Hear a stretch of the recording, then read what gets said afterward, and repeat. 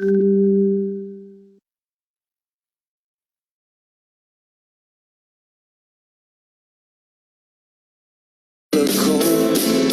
ride. Best thing we can do is just say goodbye and feel the feeling falling deep inside. She did it to me.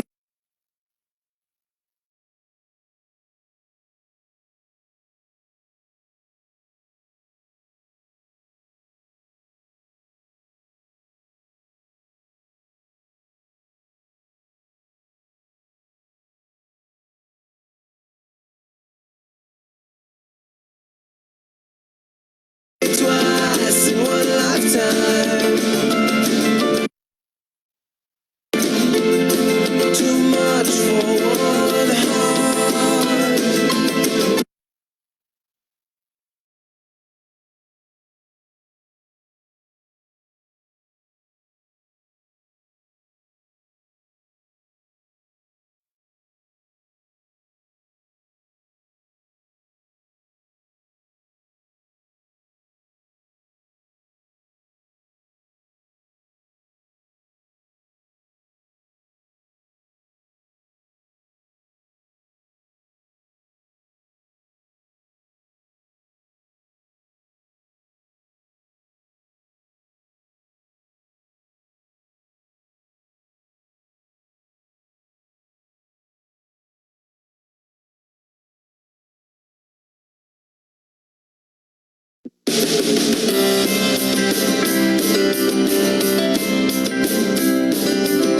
Hanging up the phone, I lay down to cry.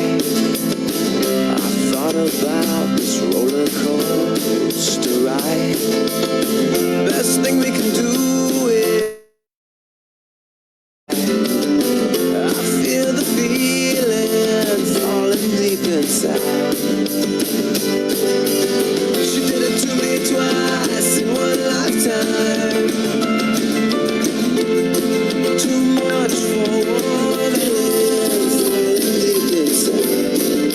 Twice in one lifetime. Do I love the bar? Do I love the bar?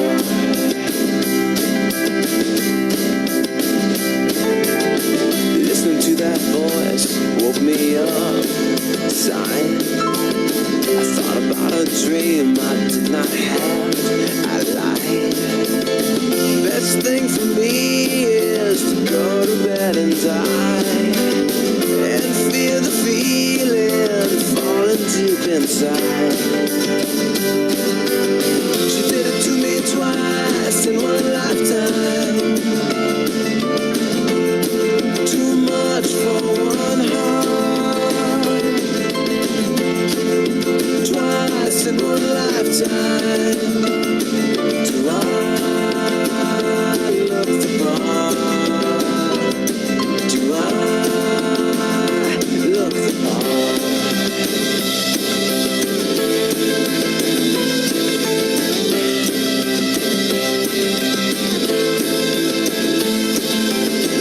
Hanging up the phone, I lay down to cry. I thought about this roller coaster ride. Best thing we can do is just say goodbye and feel the feeling falling deep inside. She did it to me twice in one lifetime. Too much for one heart. Twice in one lifetime. Do I love the bar? Do I love the bar? Do I love the bar?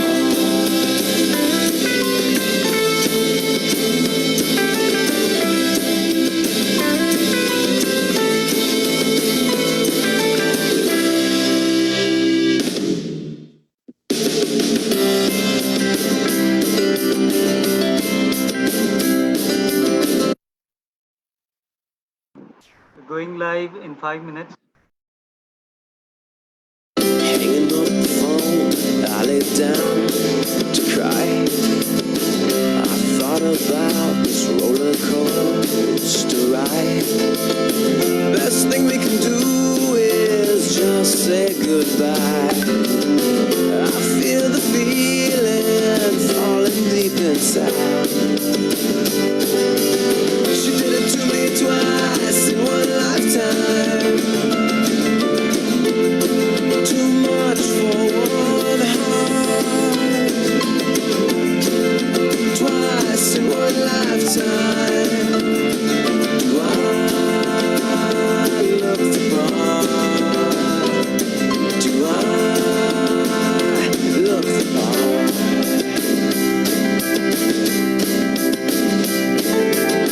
Listening to that voice woke me up. Sign. I thought about a dream I did not have. I lied. Best thing for me is to go to bed and die, and feel the feeling falling deep inside. She did it to me twice in one lifetime. Too much for one heart. Twice in one lifetime. Do I look the part? Do I look the part?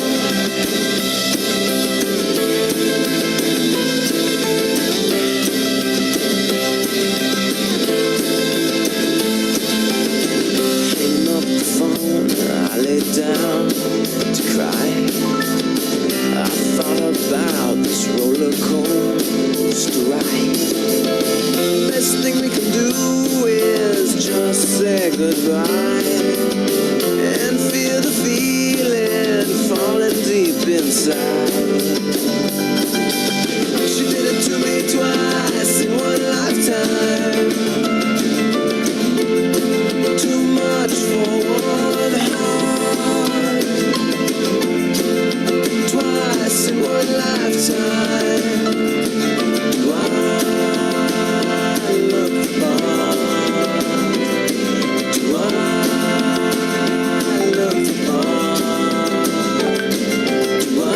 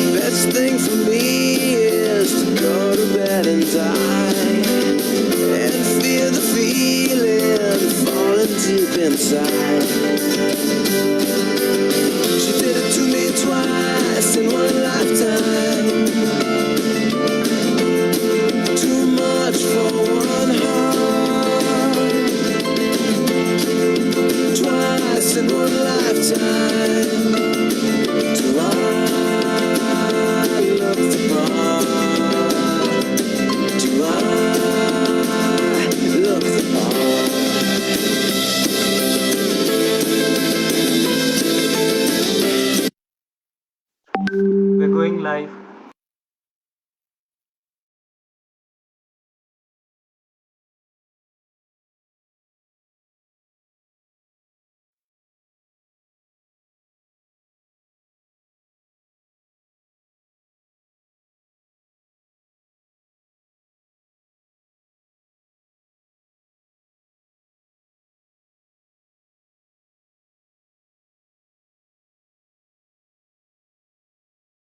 All right, so let's get started, folks. Hello, everyone, and a warm welcome to all of you joining us today from all over the world. My name is Ashish, and I'm from the Train and Shine team of Hyderabad Runners. To start with a little bit of intro about Hyderabad Runners. It's a non-profit running group and the creator and organizers of the India's toughest, second largest, and the runner's most favorite, yes, the Airtel Hyderabad Marathon, also popularly known as the AJ. Our vision has always been to promote running, fitness, and active lifestyle among the people of Hyderabad and outside too. So in this regard, some of our key initiatives are Cost to 5K for helping beginners run, outdoor kids program to catch them young and fit, and a year-long fitness training session. We have hundreds of mentors and ambassadors who helped us conduct this program throughout the year. Coming to the present scenario, this COVID-19 and lockdown are tough times for both runners and non-runners. Maintaining emotional and physical health during this situation can be a challenge. So many questions regarding how to stay healthy, and many have no idea who to ask. So in these turbulent times, we bring you Beyond the Track, a one-hour live webinar series of conversations with some of the highly distinguished experts from the running and sports field to help you all equip yourselves with both theoretical knowledge as well as the practical aspects of training. So in this today's edition, which is the fourth edition of Beyond the Track, we are honored to connect you to Dr. Phil Maffetone, who is the creator behind the heart rate based training, also popularly known as the MAF training. But before we jump into the session, some housekeeping announcements. First, requesting patience from all in case of any network issue, though we will do our best to make this a smooth learning experience for you all. Second, please post your question in the comment section while Phil is talking, and we will get them answered towards the end of the session. So, all right, without any further ado, I would like to invite Revati to introduce and welcome our speaker for today. Over to you, Revati. Hi, everyone. So, what can we say about the person that brought out the MAF test, the words that we've been using constantly again and again? So, I have a lot of privilege in introducing Dr. Phil Maffetone to all of you today. He's a well known coach, a key proponent on health, lifestyle, and fitness. He's, in fact, most well known as the coach of Mark Allen, the six-time Ironman world champion. Apart from Mark Allen, he's also worked with other endurance athletes of all types, professional basketball and football players, adventurers, NASCAR drivers, and Olympic marathoners. Most importantly, he's worked with and helped thousands of people reach their goals of improved health and fitness. His books, Big Book of Health and Fitness, serves as a Bible for the healthy and active lifestyle, and his textbook, Complementary Sports Medicine, is published in four different languages. He continues to write extensively and lecture worldwide to spread health and fitness and human performance. Dr. Maffetone was also named Coach of the Year in 1994 by Triathlete magazine.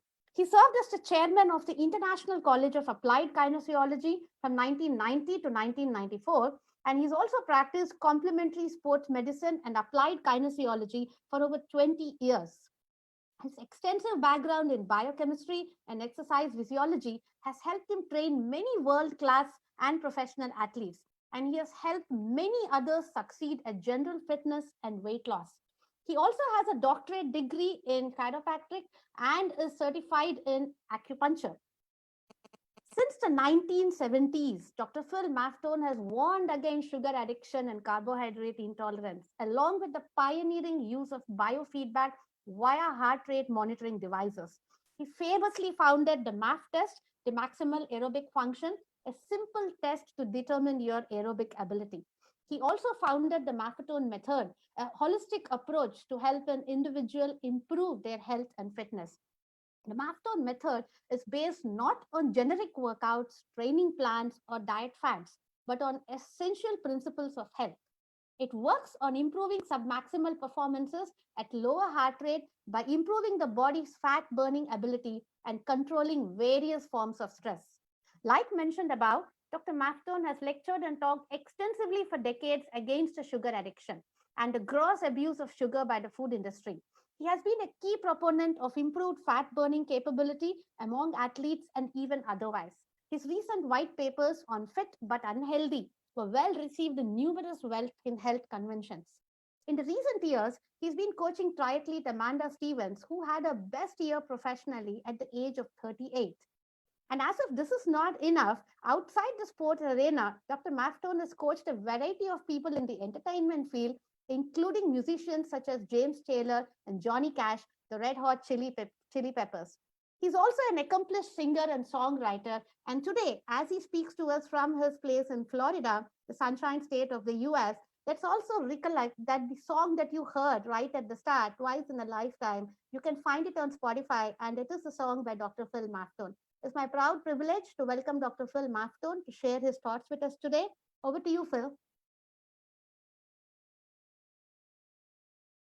Thank you for that great introduction, and welcome everyone across India and around the world. And thank you especially for my friends in Hyderabad who are putting on this this great presentation.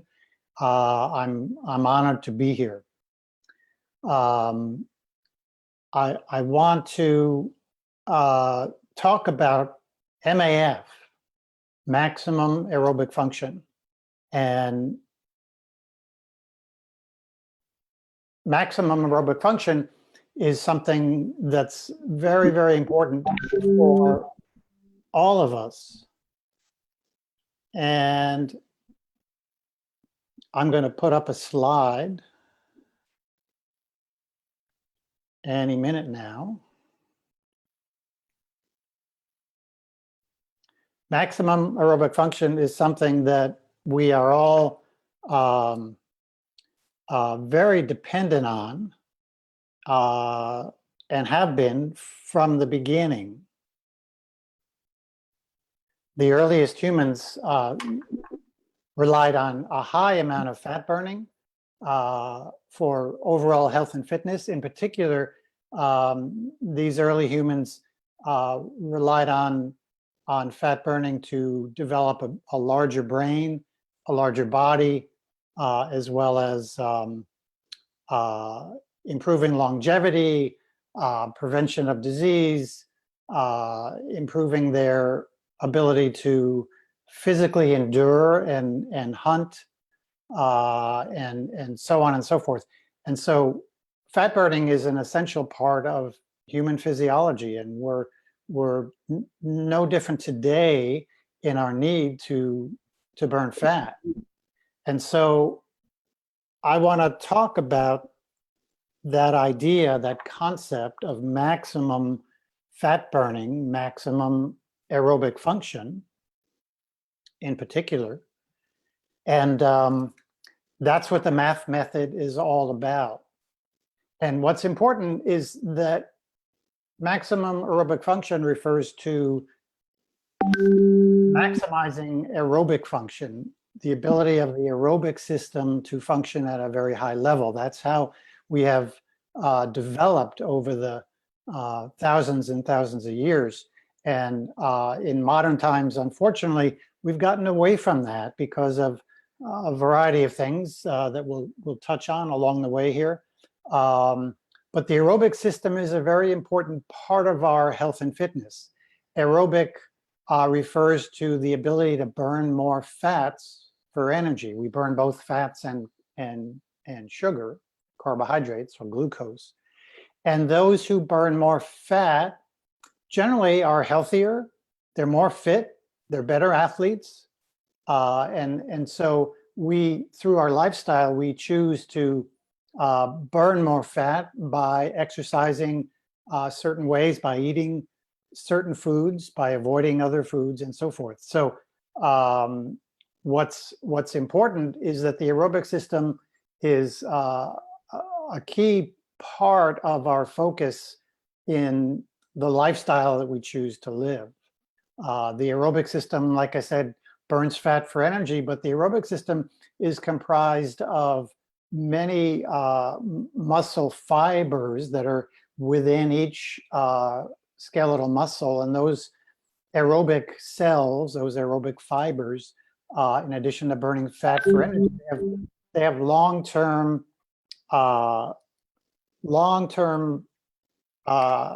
ability to produce virtually unlimited energy. And so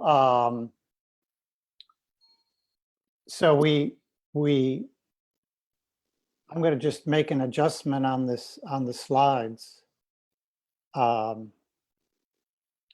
We have, in addition to fat burning, the aerobic muscle fibers hold us up. They allow us to walk and run and sit and move around all day long without fatigue if they're working right. So aerobic muscle fibers are our endurance mechanism from a physical standpoint. And these fibers support our body. They support our joints. They support the ligaments and tendons. They support all the muscles and other structures. So essentially they prevent injuries. They prevent low back pain, neck pain, knee pain, foot and ankle problems, because they are our major support mechanisms in the body.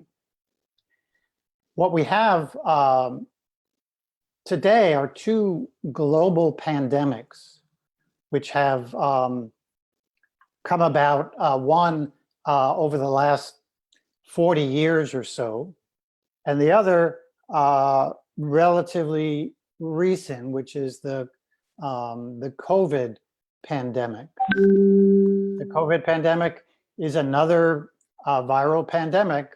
We've had many of them. For some of us, we remember there have been a number of them in our lifetime.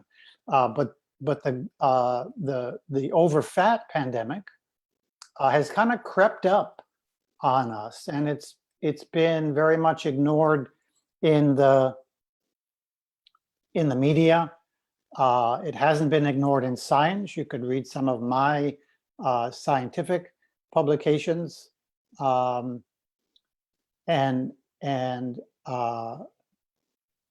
the problem we have today is there's a clash. There's a perfect storm between the overfat pandemic and the COVID pandemic. And the reason it's a perfect storm, the reason it's such a big problem, is because the people who are mostly affected, most seriously affected by the COVID pandemic are people who are overfat. Now, what happens with overfat is there are some downstream chronic illnesses that come about: hypertension, cardiovascular disease, diabetes, respiratory disease. And you can see these are also the factors associated with COVID comorbidities. And this was something that was discovered in 2009 with the previous pandemic, the H1N1. And they showed that the people who were most vulnerable, the people who got the sickest and were dying the most, were people who were obese. And what we've learned since then is that obesity is really just a tip of the overfat iceberg. The obesity problem, along with people who are overweight, is only part of the overfat pandemic. The fact is, many people who are normal weight and who are not obese still can have excess body fat, which is how we define overfat. It's the excess body fat that impairs health. If we have too much body fat, just like if we have too little body fat, we have an imbalance in our health and fitness. And so we're going to talk a little more about that. And I am going to just please go to the next slide because I've lost my slide control.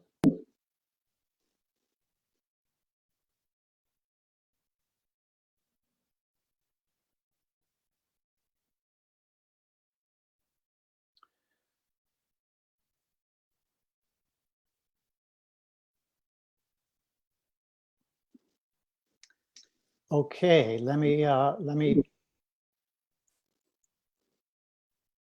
try this slide. No, my slide controller is not working.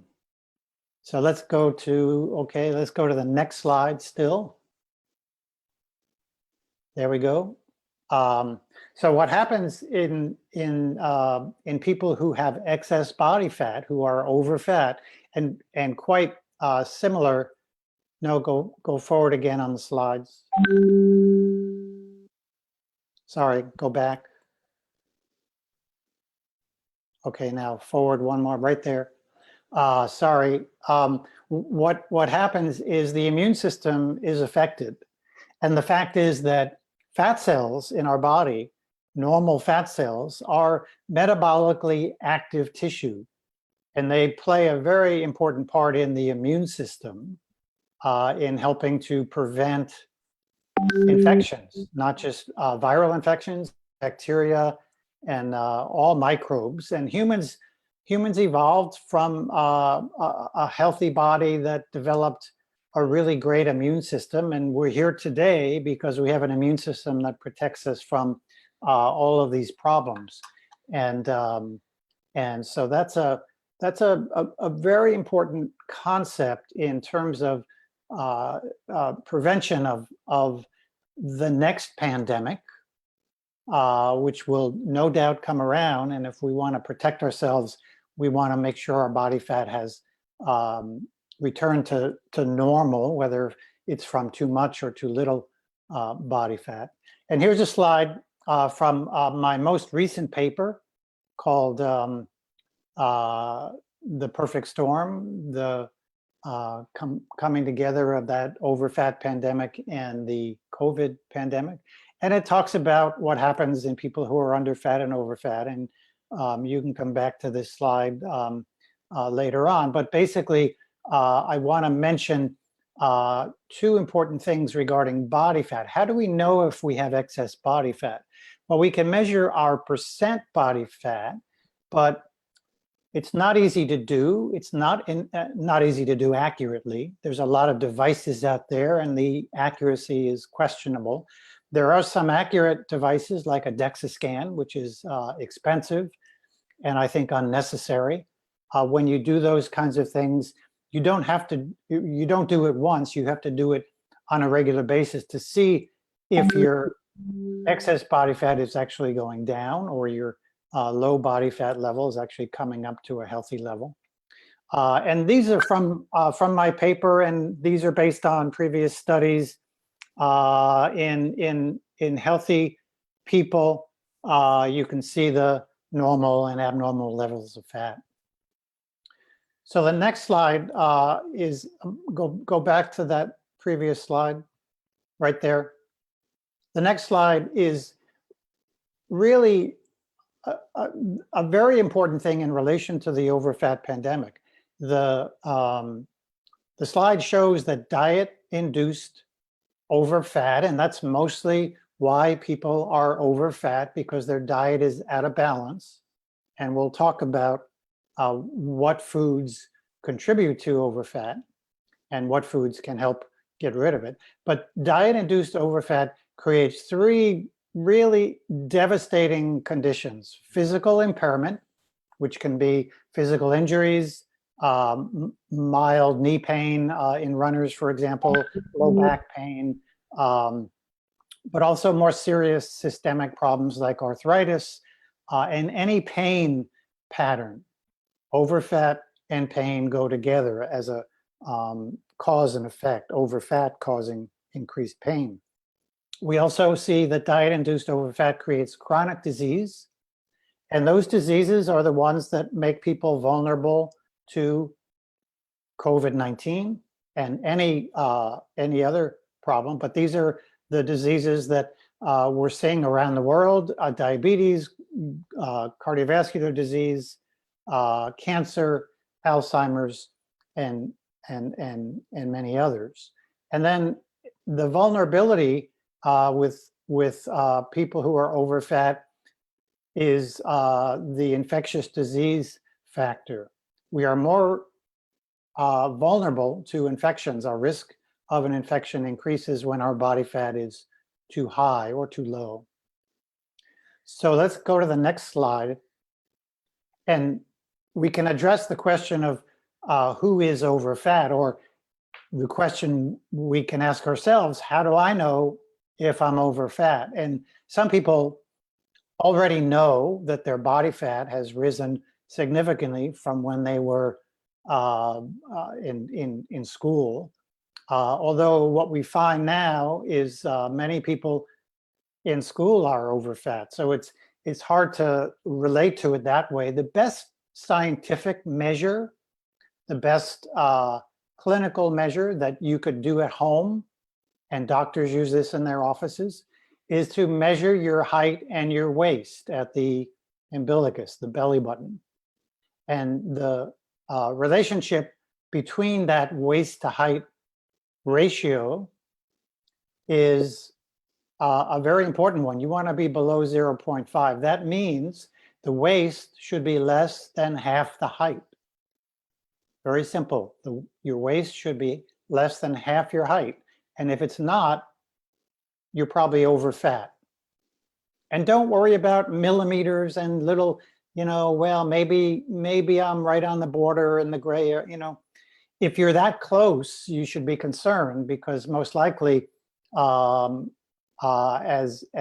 we age, we risk increasing more excess body fat. So that measure of waist to height ratio is a very, very important thing. And I don't recommend doing that on a daily basis, obviously.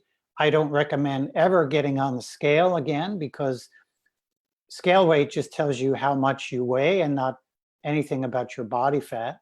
But I'd recommend measuring your waist about once a month and monitoring your measurements, because your lifestyle, as we're going to be talking about more, influences body fat. So let's go to the next slide. And here's a few things associated with improving fat burning. You want to know if you're carbohydrate intolerant. It's called insulin resistance, and there's a number of other names. But carbohydrate intolerance means we're consuming more carbohydrates than our body can tolerate. And when we do that, a lot of that carbohydrate turns to fat and gets stored. Not only that, but that carbohydrate intolerance prevents us from burning fat during running or any exercise during the day, when we're in need of energy, and we tend to burn more sugar and as a result store more fat. Eliminating junk food is a necessity. We have to eliminate junk food. And if you're not sure what junk food really is, you're probably eating it. And there's an article on my website called "What Really is Junk Food?" and you can read more about that. It's important to eat healthy fats and healthy proteins if we want to burn more body fat. Healthy fats would be coconut oil, olive oil, ghee, dairy fats, other dairy fats, and healthy proteins. The most healthy proteins would include eggs and dairy, for example, because animal proteins contain all the essential amino acids, which is vital that we consume them. It's very difficult to get them strictly from plant proteins. I have something that I developed way back long ago called the 2-week test, and there's now one called the 2-week keto test. If you're over fat, I recommend you do the 2-week test because it enables you to experience what it's like to be without that high level of carbohydrate. And you'll read in the 2-week test that you write down the problems you have: pain, fatigue, hunger, et cetera, and you'll find after 2 weeks that many of these problems disappear because you've reduced your carbohydrate intake, especially the junk food. There's an exercise component to burning fat. It's called the MAF 180 heart rate.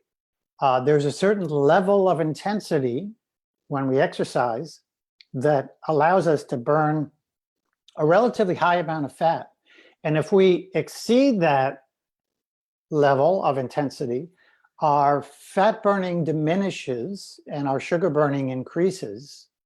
And in people who are over fat, that can be a problem. And so the MAF heart rate, which we determined by the 180 formula, is a relatively easy but personalized heart rate that you can determine. Let's go to the next slide.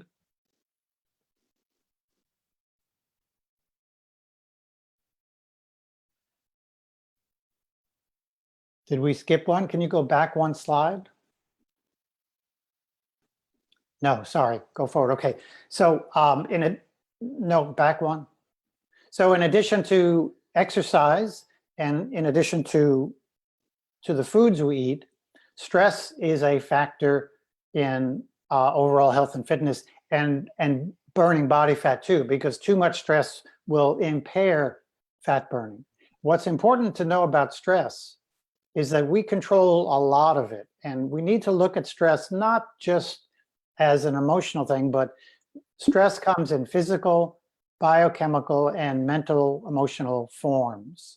And when we're influenced by physical stress, for example, if we wear bad running shoes and we go for a run, we're inducing a lot of stress.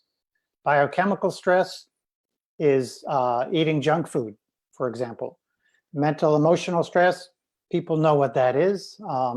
And so what happens in a situation when we stress our body, it's really our brain that we're stressing, we produce stress hormones, cortisol being the one that is talked about more frequently. And cortisol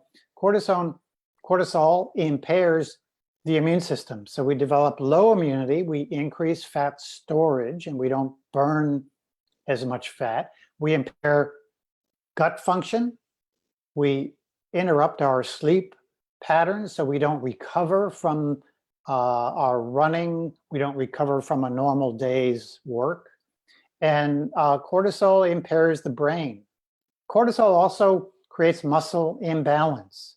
And on top of the poor aerobic function that stress may induce, on top of that, muscle imbalance impairs joint movement in the hips and the low back, the shoulders, anywhere, which is why people who exercise have such a high prevalence of physical injuries, as minor and as major as they may be. Stress is really what overtraining is. Stress has different stages physiologically that the body goes through, and overtraining follows them. Overtraining is a very, very important topic, and if you're a serious athlete, I recommend you read the article on my website on overtraining. Stress also affects the brain, like I said, and in particular, it affects the kinds of brain waves we produce. It affects our states of consciousness. When we're in one state of consciousness, if we're in the middle of a business meeting, we make certain brain waves. We have beta waves that we're creating in our brain. If we go home and sit down and meditate, or if we turn on some music, we close our eyes and we try to unwind from the day, we should be making alpha waves in the brain. And those alpha waves reduce excess cortisol. They reduce stress, and they're very, very powerful. I have something called the 5-minute power break which you can do anytime, the middle of the day, after work, right before bed.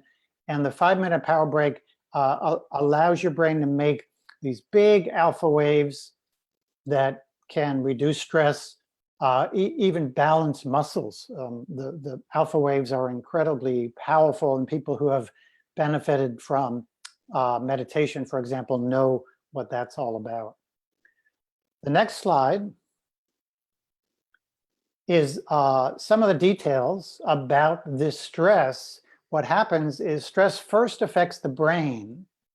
The brain then sends messages to the pituitary gland, which then sends messages to the adrenal glands down in the body. So they call it the hypothalamic pituitary adrenal axis. And this is how we cope with stress. Humans can cope very well with stress until we overwhelm the brain which overwhelms the body with stress. And it's a very complex, detailed mechanism that I've written a lot about, and you could read more about that some other time. The next slide is about chronic inflammation. The problem with physical impairment, chronic disease, and infections is chronic inflammation. We produce chronic inflammation, and chronic inflammation comes from excess body fat. So when we have too much inflammation, adding to it from a viral infection, adding to it from a workout, adding to it from eating refined carbohydrates, especially sugar, maintains this vicious cycle where excess body fat builds up, it produces chronic inflammation, contributes to more insulin resistance, carbohydrate intolerance. And that cycle goes round and round. And in the meantime, that cycle feeds the physical impairment, the chronic disease, and the risk of infectious disease. We can avoid chronic disease by eating healthy. We avoid refined carbohydrates, especially sugars. You've got to read the labels. We avoid vegetable oils, canola, soy, peanut, safflower. Those vegetable oils can help the body produce more inflammation. We don't want that. Consuming the right omega-3 fats, and the best ones come from fish, is very, very important. And reducing stress. There's so many stresses we can get rid of.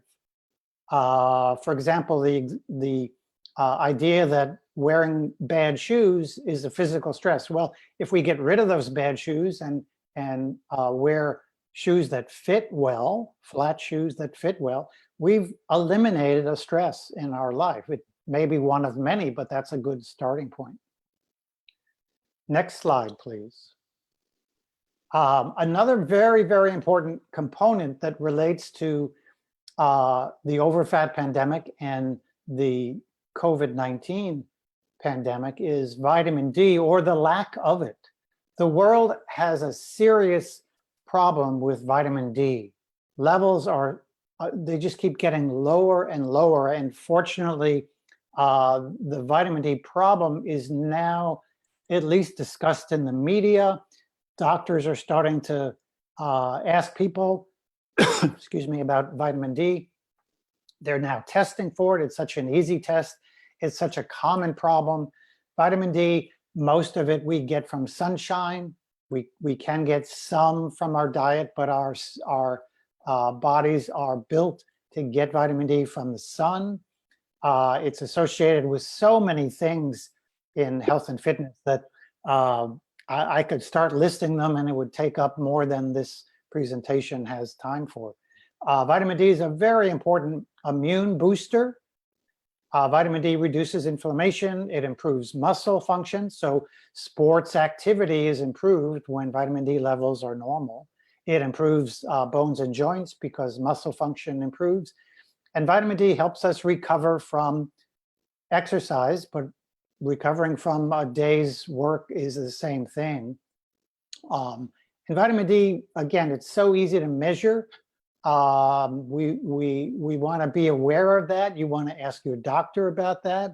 If you've not had your vitamin D level checked, it would be worth doing sooner rather than later. Next slide, please. And then finally, strength training. And I mentioned this, there's a lot of articles on the website about strength. If we do traditional strength training, we tend to impair our aerobic system because strength training creates a stress. It's supposed to create a stress. That's how muscles bulk up. But we don't really want to bulk up. We can be strong without bulking up. And we can benefit from strength training without fatiguing muscles. I have something called slow weights, which I do regularly. I have a weight over in the corner of my room, and when I go by it, I pick up that weight and do 6 reps, typically a deadlift and squat, 6 of them. And I may do that 6, 8, 9, 10 times a day. I may not do it every day, but I may do it 4 or 5 times a week, 6, maybe even every day. And what that does is it gets your brain contracting more muscle fibers throughout the body to get stronger. And just one movement, picking up a weight and squatting 6 times, will get all muscles and all bones stronger. It's really that simple. Next slide, please. So this is cueing me that it's the end of my presentation. But this is, can we go back to that slide? That icon, the MAF icon there, the MAF method, is the first draft of a book cover, an ebook cover, which is available on my website as a free download. And that ebook, along with the hundreds of articles on the website, which are also free, are going to go into the details of what I just talked about quite well. There's a lot of material there, and you can browse that at your leisure. So I think at this point, we want to take some questions from people who are on board here, and I'll try and get the answers for you. Hey, Phil, this is Sandeep. Hi, Sandy. Hi, Phil. As always, wonderful to hear you talking about all things math, like talking about strength training and fat burning. And especially today, what really intrigued me or what fascinated me in your talk today was the bit about the HPA axis, the hypothalamus pituitary adrenal gland, that axis under fatigue, or what is also termed as the cortisol resistance. I did a bit of light reading as well a little earlier, and just to set a context for my question to the audience, I found it very interesting that this entire resistance is so similar to other hormonal resistances that we see, for example, the thyroid one or the insulin resistance. And it in a way so explains how the body is perennially in a fight or flight mode rather than be in a rest and digest mode. So and then it also explains to all of us runners who see the effects of overtraining, where you see your very high resting heart rate or training heart rate, very bad sleep where you don't recover, muscle fatigue, the bit of weight gain in spite of a lot of training. So it kind of closes the loop for me how this cortisol resistance, which we usually call is just overstress, causing all these problem areas for all of us runners.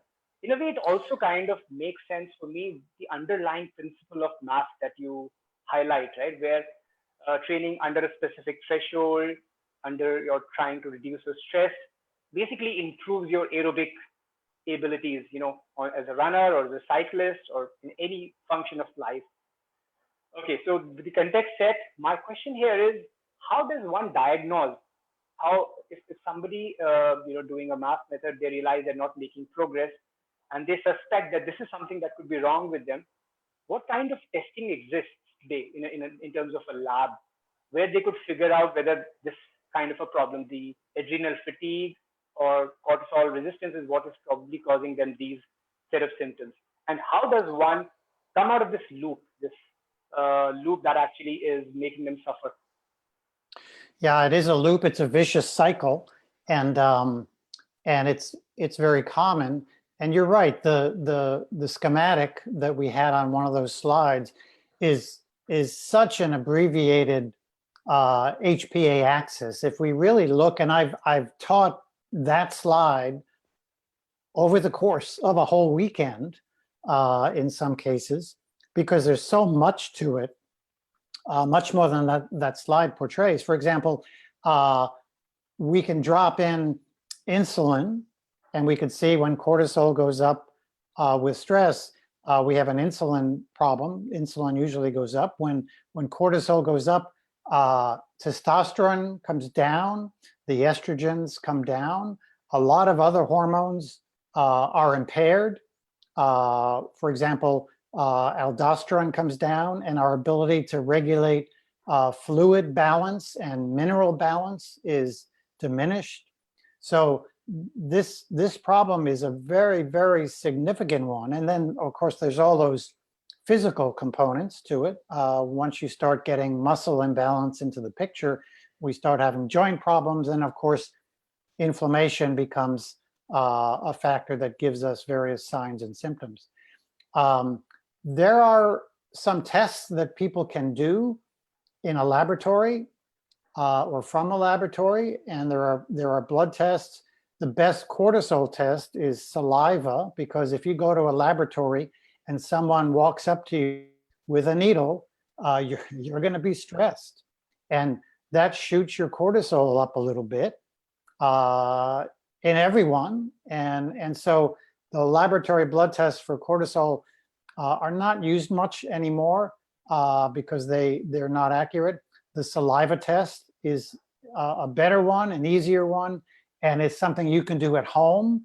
It's something you do typically 4 times throughout the day, so you can see your stress first thing in the morning when you're supposed to be relaxed. You can see your stress later on, maybe when you're working, in the afternoon when your blood sugar maybe tends to come down a little bit, and then in the evening after a busy day, are you recovering from stress, or are you still stressed? So salivary cortisol is a good test, but people, when you have that excess stress, physical, biochemical, and mental, emotional stress, we get signs and symptoms that tell us something's not right.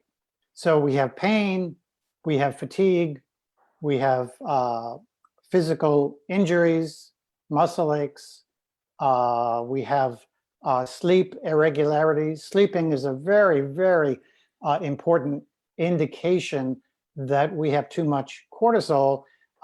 In particular, when people wake up at 1, 2 o'clock in the morning and they seem wide awake, they seem to have a lot of energy, and they think, well, gee, why don't I have this energy during the day? And as a result, they can't get back to sleep too easily, or they wake up at 4 in the morning, even though they're tired, even though they've only slept for 5 or 6 hours. We need 7 to 9 hours of sleep. And if we can't sleep soundly for 7 to 9 hours, we think that cortisol may be being secreted during the night when it should not be secreted. So all those indicators are symptoms that we should pay attention to, because they indicate possibly too much cortisol as a result of too much stress. Sure. And I think with the lifestyle that most of us lead today, fast-paced, everybody trying to multitask all the time, I guess a high percentage of us must be, prone to something like this today.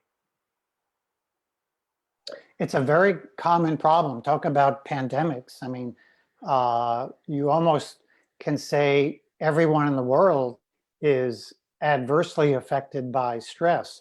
The fact is, we're meant to handle stress, but we're not meant to handle stress if it overwhelms us. And we have a mechanism, that HPA axis is the mechanism that our body, brain-body mechanism that we adapt to stress with.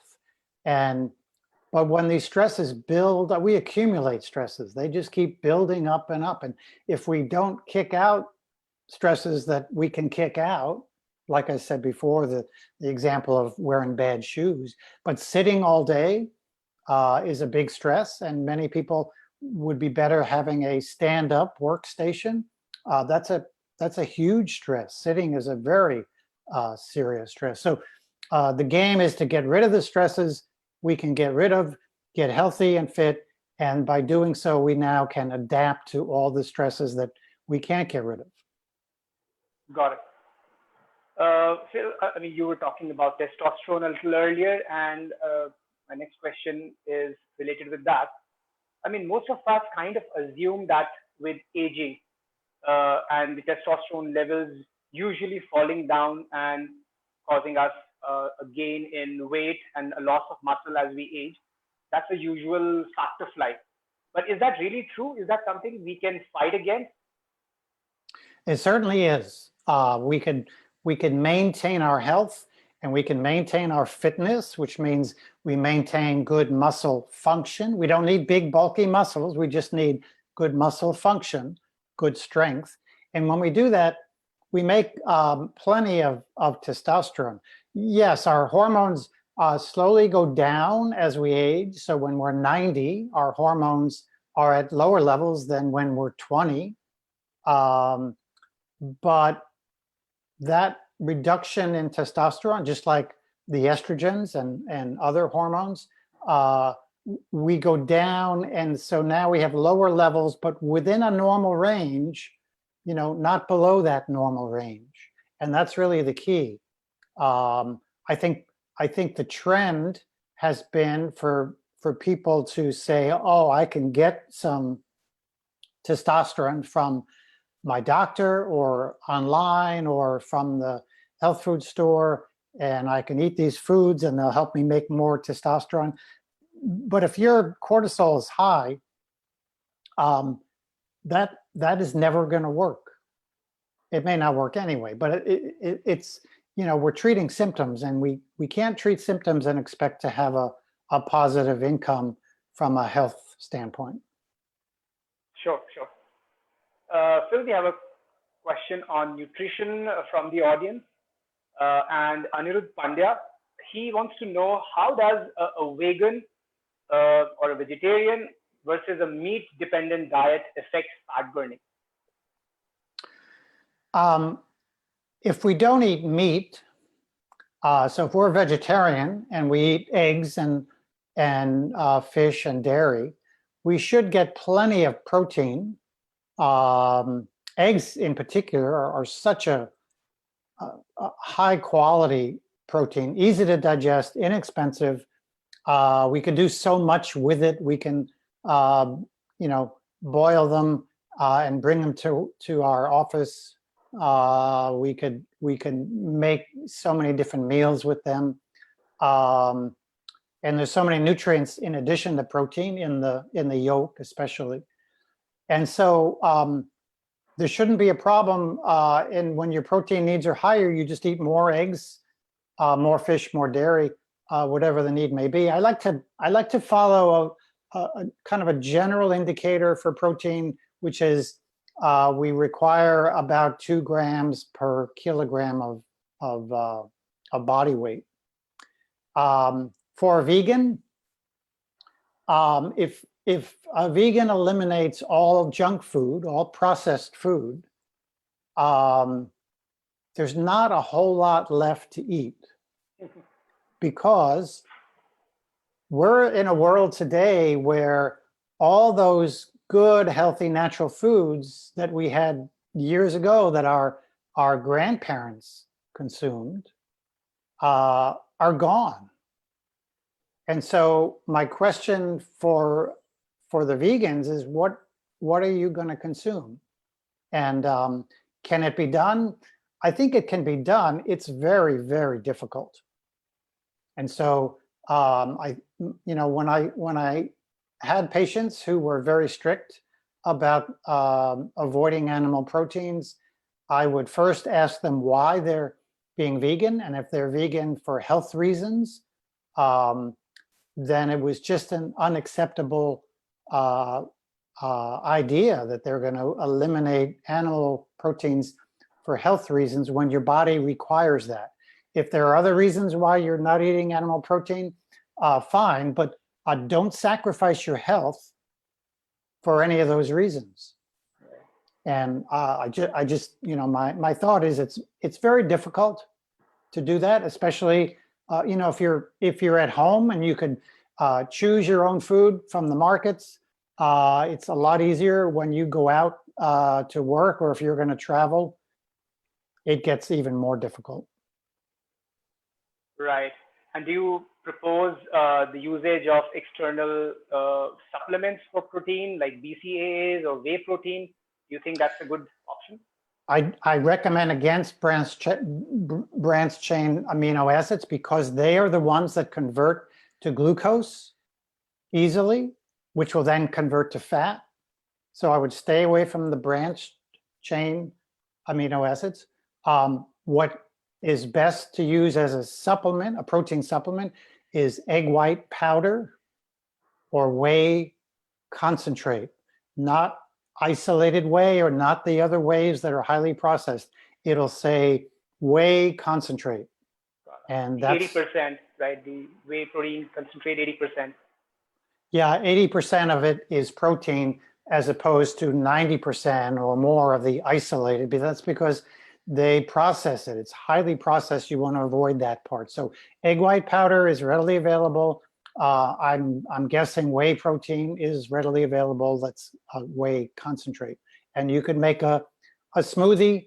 I have one every day, but if your protein needs are high and you're not getting it from your diet, you can have a couple of smoothies a day and get an extra 20 grams easily, 25 grams maybe in a smoothie. Right. And Phil, like talking about fat burning and eating fats, healthy fats. So Akhilesh has a question here that what are the good alternatives to use as a cooking oil? If you want to discard vegetable oils. So what do we choose? I think we choose coconut oil. We choose ghee or butter. If you eat animal foods, lard is an excellent fat to cook with. You could use olive oil. I don't like using olive oil because olive has such a distinct flavor that's lost with cooking. And olive oil contains about 10% polyunsaturated fats, and they're unstable to heat.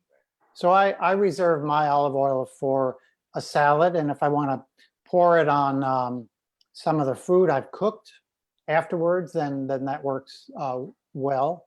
But coconut oil, which I have an article called "The Coconut Conspiracy," which addresses why the so-called health authorities are saying coconut oil is so bad. It's not bad. It's one of the healthier oils we can get. It helps increase ketones, which gives our brain even more energy to use and so forth. Right. On the same note, Phil, so we establish that we need to eat healthy fats, reduce carbs, agreed. But there has been this very old time paradigm about calories in equation versus calories out. Does that equation still hold good if we are completely disciplined in ensuring we are not eating any junk, no refined carbs? Can we still go wrong in terms of excess calorie intake, causing us to still go for weight gain? Is that still possible? The calories in, calories out idea should go out and never come back in because it's terribly misleading. It doesn't account for our metabolism. What happens when we consume food? Well, it depends on the food. If we consume carbohydrates, our metabolism does one thing. If we consume a meal that's lower in carbohydrate and higher in fat and protein, our metabolism does something else. Namely, we burn less fat when we consume carbohydrates, and we burn more fat when we don't. So that's what it's all about. Can someone who's not eating any refined carbohydrate still consume too many calories? That's possible. It doesn't usually happen because we intuitively eat less food when we get rid of the carbohydrates, the refined carbohydrates, because they make us eat more. That's part of the addiction of sugar. It's like smoking cigarettes. We smoke a cigarette, and when we're done, we start thinking about our next one. And it's the same thing with sugar. When we eat something with sugar, when we eat a meal with pasta or rice, we start soon afterwards, we start thinking about when is our next fix? When are we going to get that next meal? And that's why hunger is such a common symptom for people who are carbohydrate intolerant. Got it, sure.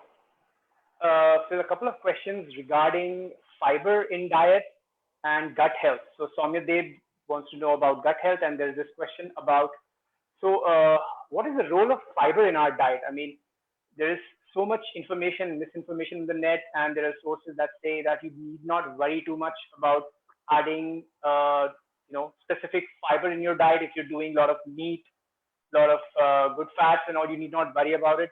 But there's another stream of thought that the gut health, a lot of dependency happens is there because of having good fiber to feed the gut bacteria. So what is your take on that? Fiber is one of those items, dietary items that bring up a lot of questions, and like many other dietary issues, they are mostly secondary to a healthy diet. In other words, if we just switch to a healthy, natural diet, we'll get enough fiber. And a lot of that fiber comes from vegetables, of course. Berries have a lot of healthy fiber. But a lot of the issues that surround gut health are associated with the bacteria we have in our gut. And if we are eating a diet with even small amounts of junk food, we cannot have a healthy environment for healthy gut bugs. The bacteria in our gut is very sensitive to food. And so when we get rid of the junk food and start eating healthy food, we develop an environment that allows that healthy bacteria to flourish in our gut. And that, in a sense, acts like fiber does, in that it adds bulk to our diet.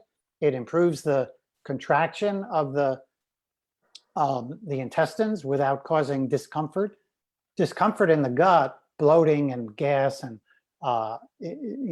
people in a marathon, for example, who have intestinal distress, it's usually due to carbohydrates. And so the fiber, if we're eating enough vegetables, eating some berries and other healthy fruits, then we're going to get plenty of fiber. For people who don't eat enough vegetables, in addition to maybe they should, but if they're not tolerating them, they could also consume psyllium, which is an herb.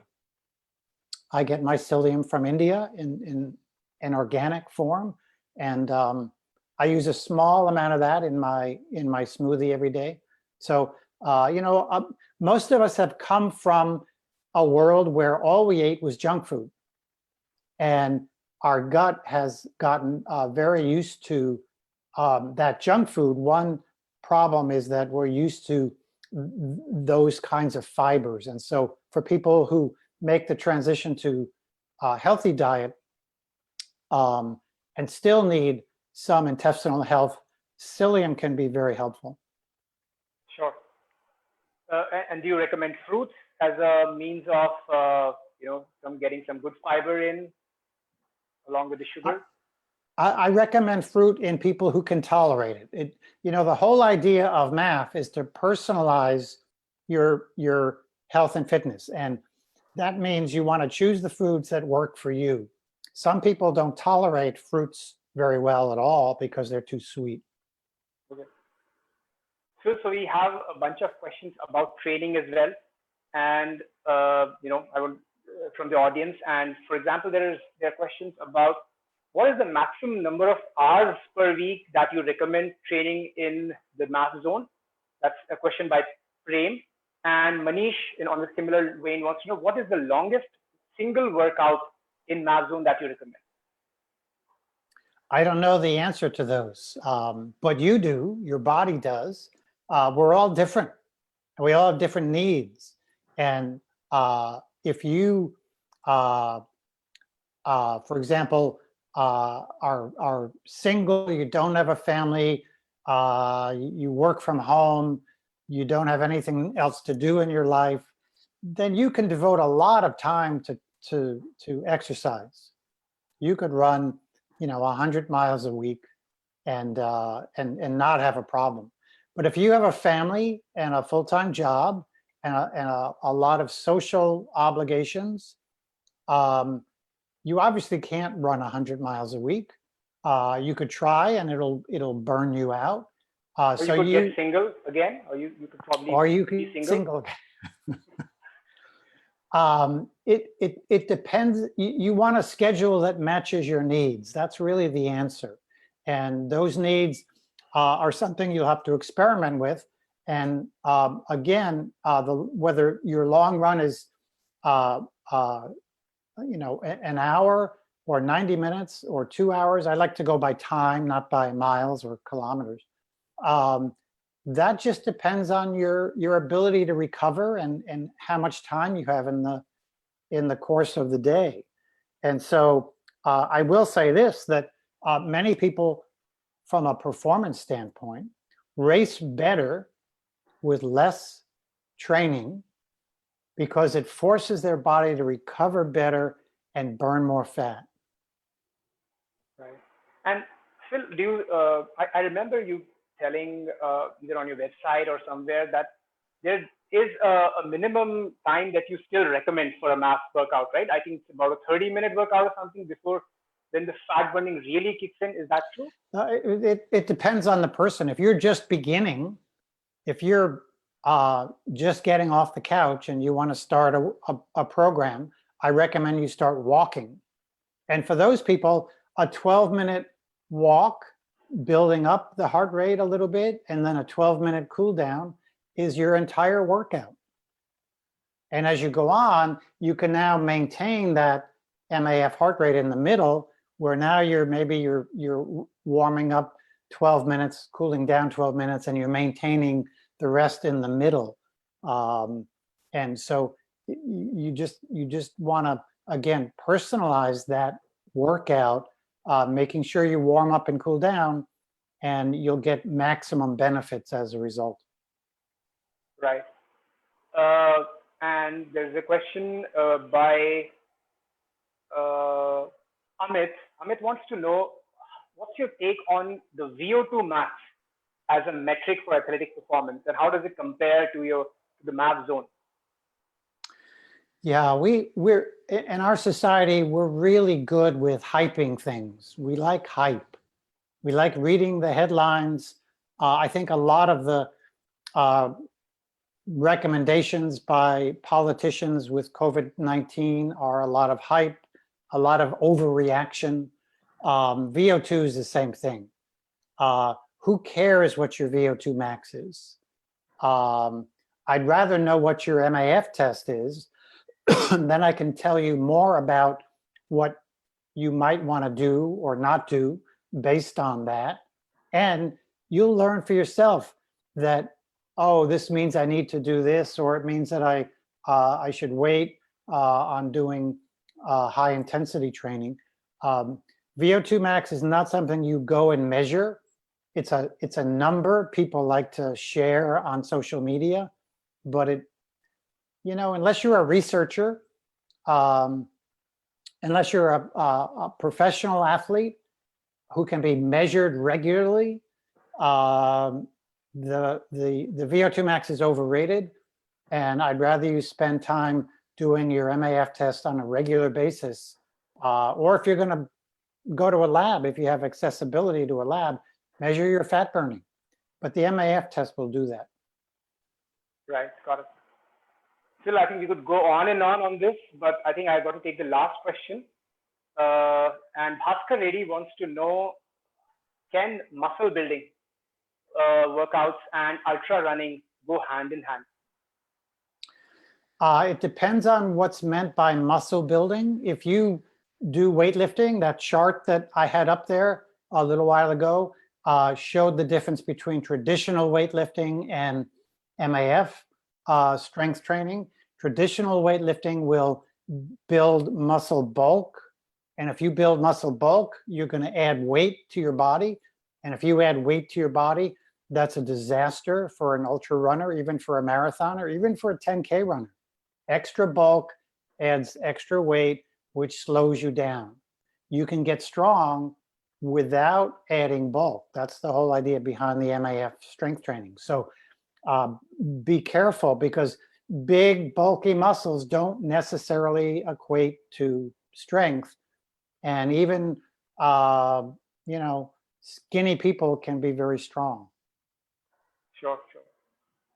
So I think that's the question still we will take here. And before we wind up, a small question on the side. When is your next music album coming up? Well, it's one of the problems that has come up as a result of the COVID pandemic. I was scheduled not only for a tour, but I was scheduled for a music session to record songs that would become my next album. Of course, that hasn't happened. And as a result, I've written enough new songs for now 2 albums. So I don't know the answer to your question, but I sure hope it's soon. I love playing out. I love recording. And I'm pretty prolific when it comes to writing music. And it's been a wonderful journey that has only taken place later in life for me, and it's made me a better researcher, a better writer with my articles and books and so on and so forth. But I'm hoping you hear more about that soon. Perfect, Phil. So there's still few more questions that our audience has asked us, and we will bother you with them. And maybe if you can answer them offline, we will share them back on the Facebook Live page for them to get their answers on. Sure. And the audience also wants to thank you, and from our side, posting it over back to Ashish. So thank you for sparing us this time. Over to Ashish. Thank you.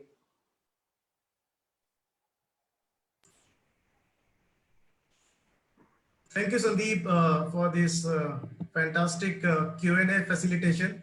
By the way, folks, we fondly call Sandeep our local MAF guru, and we often get guidance from him on the heart rate based training. So good to see both of them sharing the screen. So friends, that was an informative and inspiring last 45 minutes or so. We hope you enjoyed attending the event as much as we did organizing it. There's so much of insights from today's talk and kind of amazing response from the audience in terms of participation. There are a couple of things that stuck with me. One is we kind of need to maintain the optimum body fat level. Both excess and less will make us more prone to the infection. And second is we need to kind of ensure the adequate level of vitamin D in our body.